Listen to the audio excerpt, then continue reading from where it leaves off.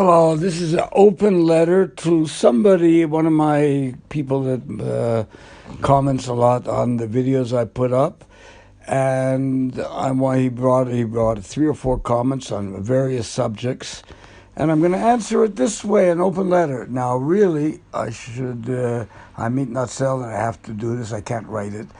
This whole YouTube channel has been done with an iPod Touch, and the last 3.5 years from an iPhone 6S Max. And I don't have a computer, and it's very hard for me to write on such a small screen, so I'm doing it this way. Now, I'm putting an open letter. I think I asked this person, he calls himself Prez Obama, and he seems like a very intelligent person, but not a learned person, which is a difference. He doesn't know a lot of material, so I'm going to hope to answer a lot of his comments here. Okay, one of the things he talks about is the somayach, and he gets it wrong. You get it wrong, he gets it wrong. He says, according to the somayach, that the British mandate abrogated, which means cancel. I don't know English so well. The 3 O's. There's a mistake he didn't. In the letter, by the way, the letter is not so certain that it's from him, the alleged letter.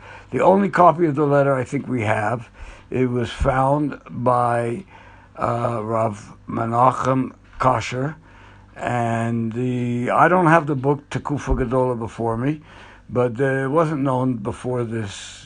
If I'm wrong, if he brings a makor in Tekufa Gedola, or if somebody knows the page where he brings it, because I see Tekufa Gedola, you can download on Hebrew Books, I will look it up and correct myself, but l'chora, he's the only makor for this letter. Now, the alleged letter. Now, since the Satmar Hasidim of Naturna relate to this letter, so I'm no better than them, so I'm going to relate to the letter. Now, he says in the letter that not that the O's were canceled, Ein nafal pachad O's on us. We don't have to be afraid of them. Now, the 3 O's, which are in reality 6 O's, anybody could look. I put up just a couple of weeks ago when Daf Yomi was doing the sugya, 2 from Rav Michal Zilber, Shia Bari. I was zocha to be shalosh shudas by him many times, and one of my sons learned in his class once in the yeshiva, and he's a very great Rav Michal Zilber, Emal the Bear. He's a very great person. And the other one is from Fishel Schechter, who, this is my gift to the Yankusa. When I heard his drashot, whenever they came out on Kol Adaf, it was Mapach B'chaim Shali hearing this drashot. And I put up his 12-minute drasha on Rabbi Michal Zilber's, so you can learn about the 3 O's, which are really 6 O's, like the Morris says. So the makor of them is from Menachem Kasher. Now, Rav Menachem Kasher is a very problematic person. Now, there came out a book. We're going to connect a few things I hope to talk about. There came out a book. Here I have it right in front. It's called Kuntras Hatkafa Gedola, Shechiber Menachem Mendel Kasher, and he brings in here a lot from Rav Yisachar Shlomo Teichtel. I won't go into that now. And he's going to show, it's a pretty long book here, the Ziyufim Noraim in the Sefer that he made here. Now, who is this person? He calls himself Zira Daman Chavraya Talmid Agoin HaKodesh Bal Keren LaDavid. Who's one of the great Hasidim of the Hungarian Rabbanim. Now, people told me that it was written by a nephew of Rav Sweet Pesach Frank, who I was very close to as a bacher, and even afterwards, in the Frank family. And he wrote it. But when I asked him, they say, you wrote the book, not the Keren David, the Talmud of Keren David. He laughed. But it could be he wrote it, one of the Frank family, who I mentioned a few times. I wrote, but we'll tell now that I'm jumping around a little bit, you'll excuse me, that he and his father of Nachum Yitzhak Frank, who was a Morid Tzedek from the Eidach Haredis, went to the uncle, Rav Shvi Pesach, and Malachi, Yonah, wherever it was there, when he was sick and dying, a few days before he died, or maybe a month, don't know exactly, and they're not, I can't ask them now, and he was moaning and moaning. They told me, the Frank family, why are you moaning? What's happening, Rebbe? He says he's mitcharet that he went with Rav Kook.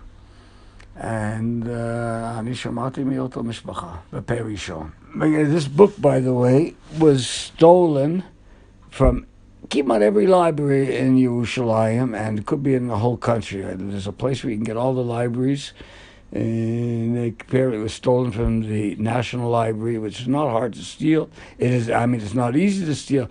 Every book has a tag on it, and if you walk out, it rings a bell, but they managed to somehow steal it from the Hebrew University, from the National Libraries, two biggest libraries in Yerushalayim, and according to the internet, other libraries, it's also missing.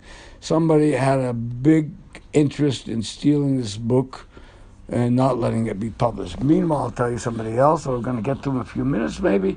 There's a Rav Yoel Elchanan, who I talked to a few times, and he got me a copy of the book, so I have a copy of the book.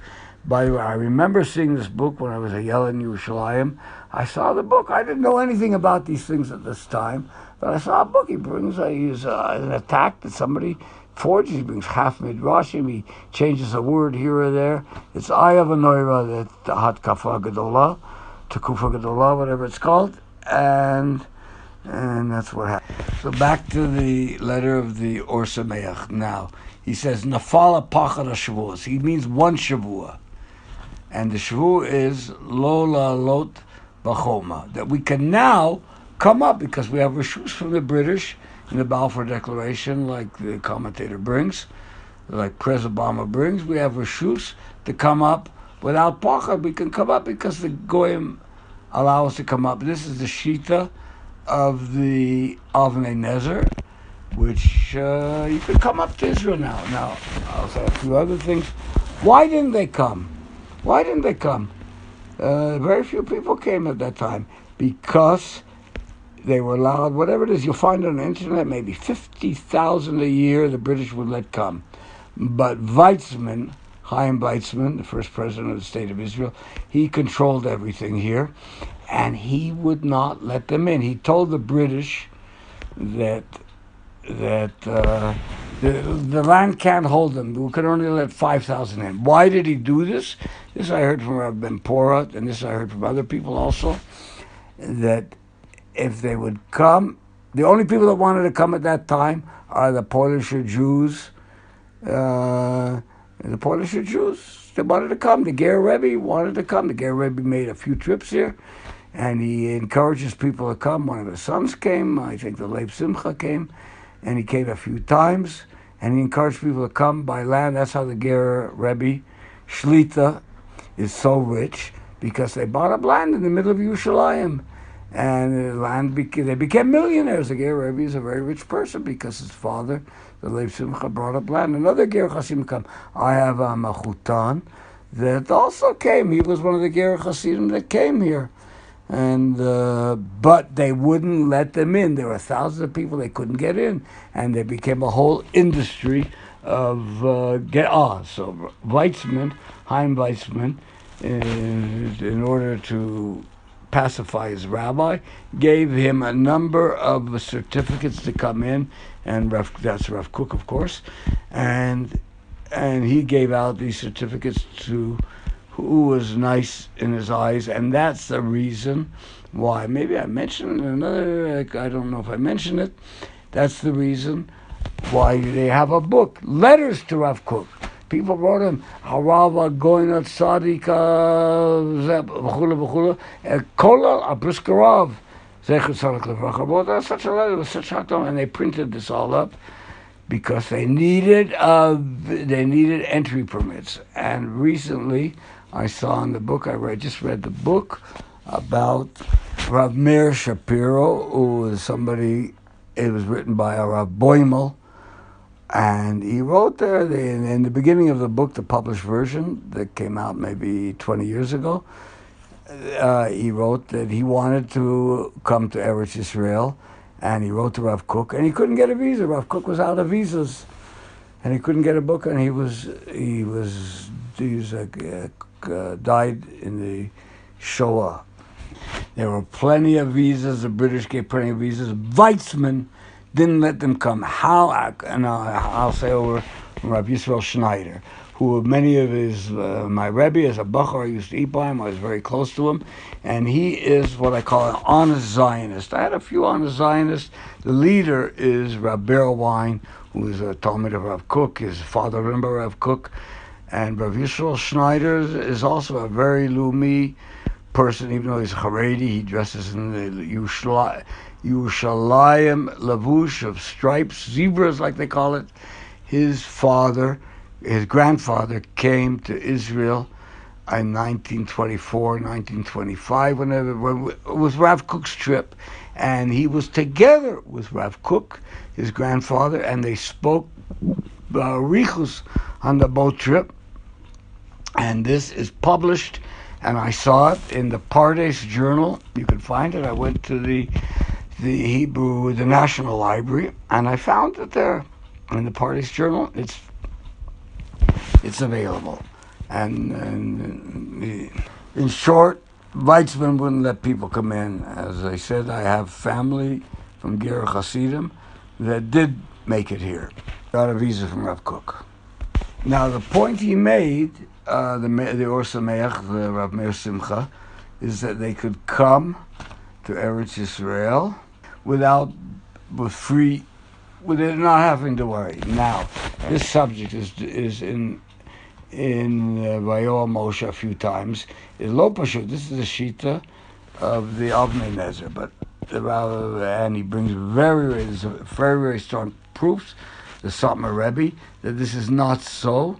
That they can't. It's called going up a choima, even with the Rishus HaGoyim. And he Ayin Sham, perhaps we'll talk about it, perhaps. But it's a few chapters you can find by all the Or Sameach, all the Satmar Rebbe. It's online. The first 70 chapters are online, and I put up every week or so a chapter. And I have one chapter to go of the Maimer Shalosh Shavuot, and it's all online. You could hear it, or it's in the Sefer. The Simanim, I don't know. I can't tell you offhand. Okay, now you also commented on Rav Tzvi Pesach Frank.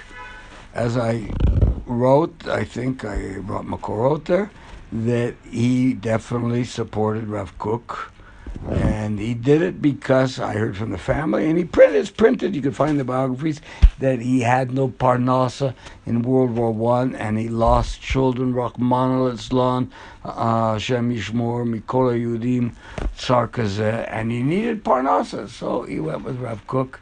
And he was a strong supporter of Rav Kook. But in the last few years, I mentioned a few minutes ago, he said he had to do it, and now he sees what the Tzionim have brought, and he's Choser Bo. Now, Rav Shlomo Carlebach, I said a few comments at the end of what I put up there, the story that I heard from Rav Yedidia Meir. It was on the radio, somebody sent it to me. First of all, Rav Schneider, we'll get to Rav Schneider again, who was one of the great people. He's Bucky, like in the newspaper. He knows everything. He knows the whole Shas and the Kisvei Arizal. I don't know if he knows the whole Zohar, but the Kisvei Arizal, Shas, and of course, Lakuti Moran is neshama.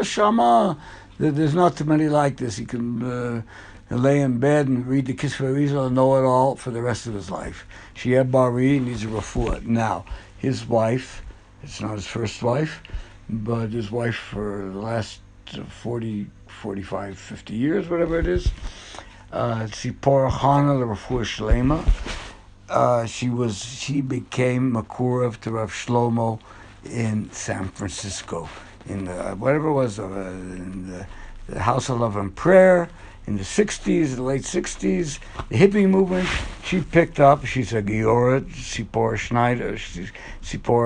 Chela Schneider, And she came looking for Hashem. Neshama. I believe she's descended from Sir Walter Scott of Scotland. She's a meyuchas from Kings. She comes from, but she was Magayer. Nashiela Libriu. And she told me, I was a ben biased by them as a bacher a bit. She told me many, many stories about Shlomo Carlebach. Now, I want to say a few words about Shlomo. So, this commentator, Prezo Baum, says like this. He wasn't the biggest tzaddik, about women. Now, first of all, there's another person who I met in Jerusalem maybe 3-4 years ago. His name is Dalfin, Rabbi, maybe Chaim Dalfin. He puts up a video almost every day. He's a big Lubavitcher, and he writes a lot of books, and they're well researched and well documented. Now he brings a story that goes something like this: that he was in a restaurant, and he went up. Kamo Shlomo does. By the way, I was very close to Shlomo, and the last I put up my picture with Shlomo in the last just a few days ago when I put up this clip of Shlomo. So there's Rabbi Dalfin, Chaim, and he tells a story there. He was in a restaurant. Shlomo went up to people and said, Shalom Aleichem. Yeah, brother. He said, we don't talk to you. You're an Avera. You're a Rasha. You don't talk to you. So Shlomo broke down. I'm doing tshuva right now. And he started crying and doing vidui. By the way, all the names are in Rav Dalfin's book. As I said, I met Rav Dalfin. He was in Yerushalayim 3-4 years ago. He was giving classes in Shari Chesed. You had to pay 25-30 shekels to get in. I didn't go to them. But I met him putting up the signs, and we had a nice talk. And he brings the people that were there in the restaurant, and they told him the story. He did vidui and crying and everything. And then Rav Shlomo got on the plane, and he died. He had a heart attack. Rav Shlomo did tshuva, and it's all documented. Rab Dalfin, he's not one of the Esher B'nai Haman. It's a different Dalfin. As I said before, I was a bit. I wasn't so close to him. I spoke to him a few times, and once when I went with Yedid Nafshi, Rabbi Yaakov Fogelman, we drove out one night in the middle of the week to the Moshav there. And I had a talk with him. We went for a walk together, me and Shlomo, and I was close to. I had some talks with Shlomo, but I followed his books very carefully, and everything he said. And I remember many things. I want to say over 2 vertlach that I heard from Shlomo. They're not printed as far as I know, but since I'm holding the microphone, I'll say one thing. Rav Shlomo said, it could be there's so many tapes Rav Shlomo they're putting up on the internet, but I heard him say, the biggest avera in the world is to be shallow. Yeah, that's what I heard from him. And another thing I heard him say is the worst thing a person can do at a Shabbos table is to take a book and start reading it word for word. And I told this to a few people that I know that's what they do. And okay, Kitzur, I was a bit close to Rav Shlomo, and he did tshuva. Now, the more I said before, these Rav Kook Talmidim, and again about Rav Kook, let me say a few words. There are 2 very well documented books, and they're both available online. Rav Yoel Elchanan, he calls himself, and he wrote 2 books. You can get them in the bookstores. And he got me, as I mentioned a few minutes ago, he got me the book showing all the ziyufim from Rav Menachem Kasher. And the other one is Rav Dov Berkovitz, who wrote a stinging, terrible attack on Rav Kook with many, many things, all documented with footnotes. And this I recommend to you, Press Obama, that you get them, you read them. Now, nobody has slugged them up, but I tell you, 2 people came mityaches to them. One is the person that writes in B'Sheva every week, who's very easy on the trigger, like they say in English.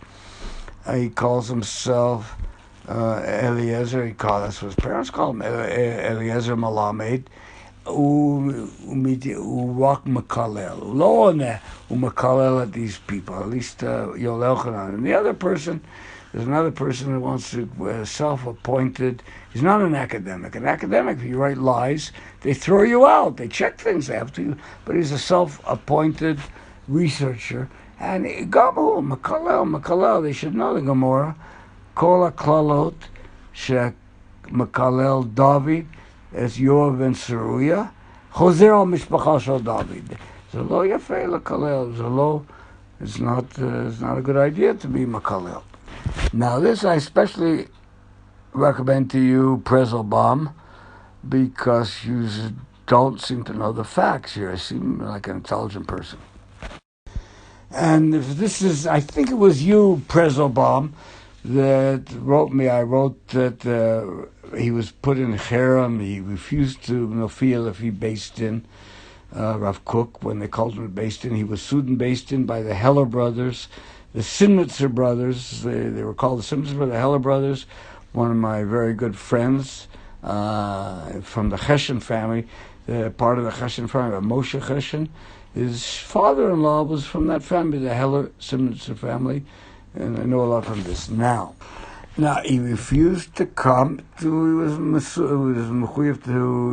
got a husband on, they put him in Cherem. How will he ever get out? Now, I believe it was you who wrote me that Rav Kook got the Heller brothers out of jail. I didn't deny it. It could be it's true, but he definitely put them in jail. I also want to say I have, on my father's side of the family, I have a kesher to Rav Kook. My Ben Dod Zakeni made 3, he was a big Oscan in Canada, in Montreal, and it could have reasons why my family got out of Poland between the two wars, and they went to Montreal where Ben Dod Zakeni, he was a big Oscan there. He built the Jewish he was behind the Jewish hospital, had a Jewish newspaper, and he made 3 trips to Palestine. He took Rav Meir Shapiro around. He spoke, Ben Dod Zakeni, he spoke at the Aguda Convention, I believe in 1928. Not the one where they announced the Daf Yomi. He was introduced by Rav Meir Shapiro. Now, he came on one of his trips here, and he was a Ben Bais Rav Kook, and he writes in his autobiography, which, if you send me an email, Prezelbaum, an email address, you can make a new email address if you want to remain anonymous.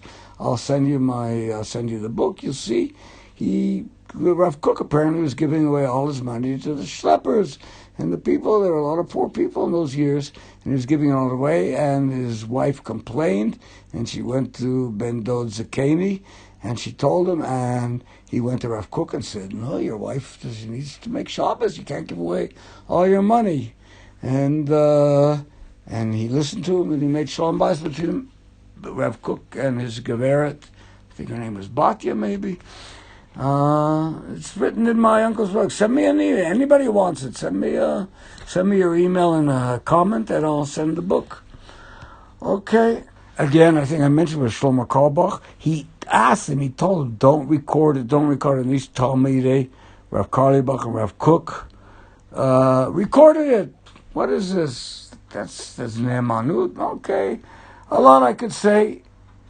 Anybody who wants the book, if they're still listening to this, which is doubtful, but send me your address, and I'll send you my Ben Dod Zakeni's book, and Zagazant, L'Klal Yisrael, and Kol Tov, and B'Suras Toivos.